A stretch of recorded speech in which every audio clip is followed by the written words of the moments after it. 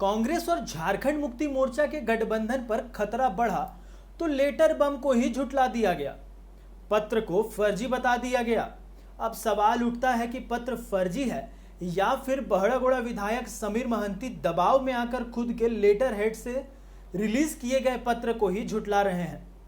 अब इतना सुनहरा मौका भला भाजपा कैसे जाने दे सकती है?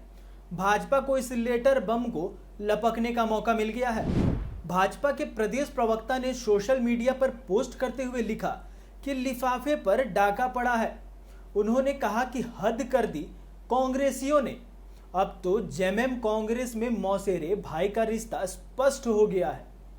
जमशेदपुर संसदीय क्षेत्र से इंडी गठबंधन के प्रत्याशी समीर महंती ने जमशेदपुर के ही कांग्रेस जिला अध्यक्ष आनंद बिहारी दुबे पर बूथ खर्च के लिए दिए गए चुनाव लिफाफे में डाका डालने का आरोप लगाया है। खैर, भाजपा के लिए यह सुनहरा मौका है, भाजपा तो चुटकी लेगी। उसका आप सब लोगों ने देखा होगा, जो जमशेदपुर से चुनाव लड़ रहे थे, क्या नाम था? अरे जेएमएम के समीर महंती। तो समीर महंती ने पत्र लिखा है,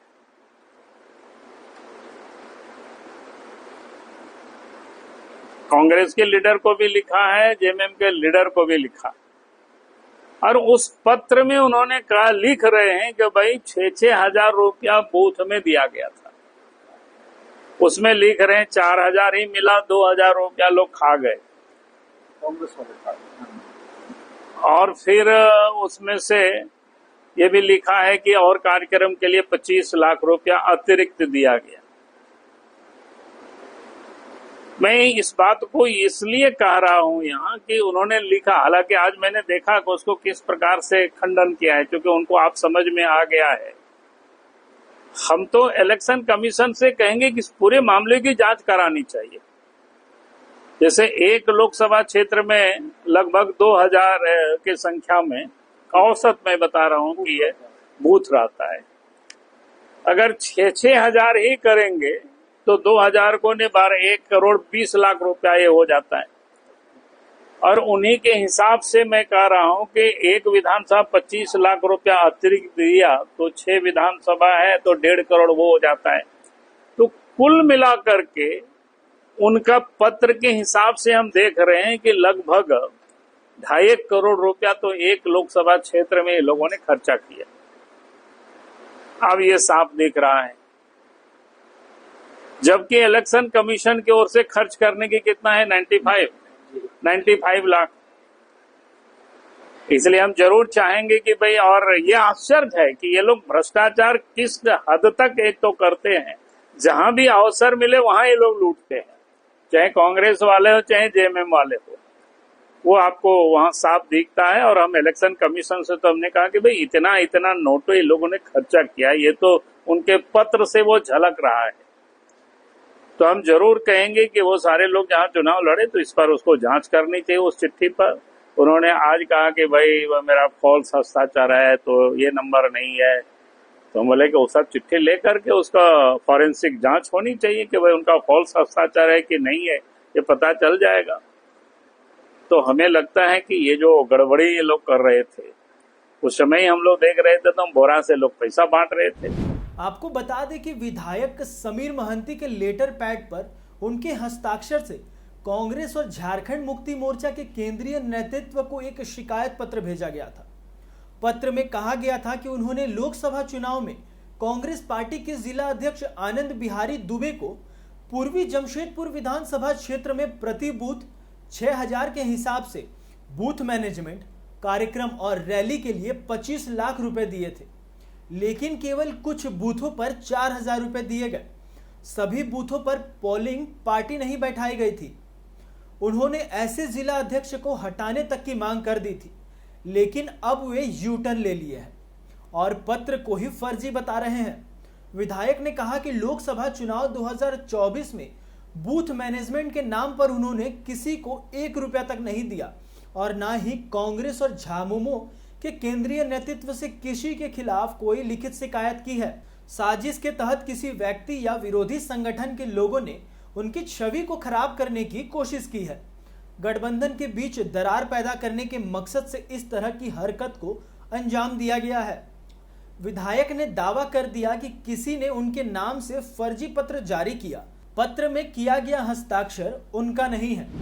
देखिए, प्रेस कॉन्फ्रेंस का विशेष जरूरत इसलिए पड़ा है कि कल कुछ अखबार पेपर मीडिया के माध्यम से हमको जानकारी हुआ है। सबसे पहले तो मैं तमाम गठबंधन के तमाम शरीक दल को धन्यवाद देंगे जिन्होंने लोकसभा के चुनाव में अपना अपना जिम्मेदारी का पालन करके हमको सहयोग करने का काम किया है। कुछ पत्रकार के माध्यम से, पेपर के माध्यम से आज हमको पता चला कि एक लेटर हमारे तरफ से कहीं गया है कांग्रेस के वरीय पदाधिकारी के पास, और कहाँ ये मेरे को पता नहीं है। हम पेपर पढ़ने के बाद ये बिल्कुल फर्जी लेटर है।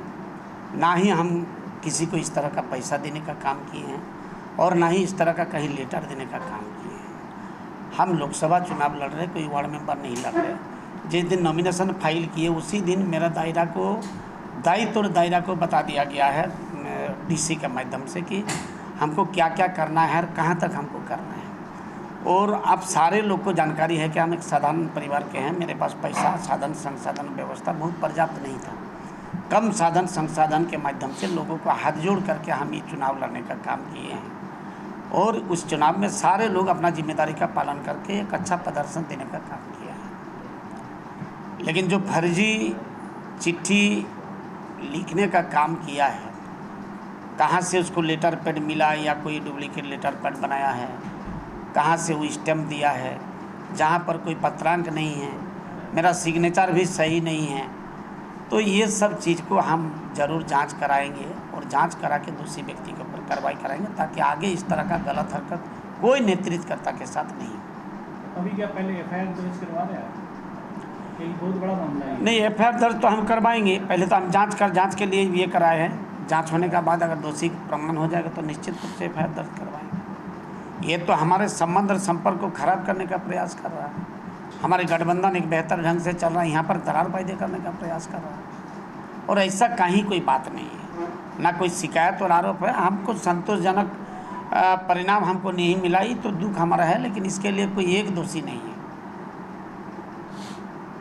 दादा, क्या लगता है इसके पीछे कौन षड्यंत्र है? इसका पीछे देखिए, ये हो सकता है कि कांग्रेस का ही कोई, उन्हीं का दल का कोई इस तरह का षड्यंत्र कर सकता है या और कोई। देखिए, जब तक इसका जांच नहीं होता है तो ये क्लियर बात हम नहीं कर सकते। बहरहाल महज 24 घंटे में ही समीर महंती क्यों यूटर्न ले लिए, यह बड़ा सवाल है।